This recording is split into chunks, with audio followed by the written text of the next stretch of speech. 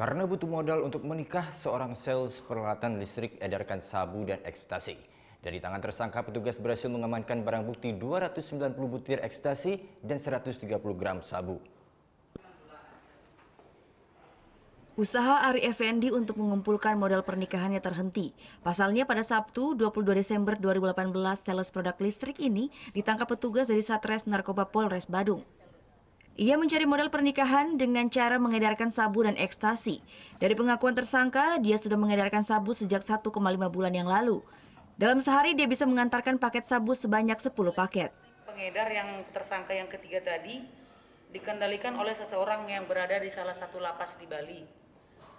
Peredarannya dengan sistem tempel dan setiap tempel tersangka diberikan imbalan sebesar 50.000.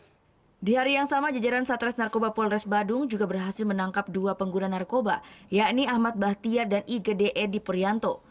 Dari tangan kedua tersangka, petugas berhasil mengamankan barang bukti sabu seberat 0,99 gram. Ketiga tersangka terancam hukuman minimal 4 tahun dan maksimal 5 tahun penjara. Surya Sanjaya melaporkan untuk NET.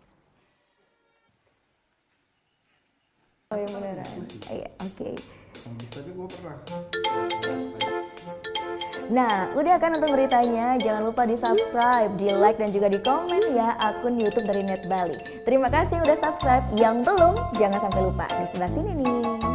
Subscribe.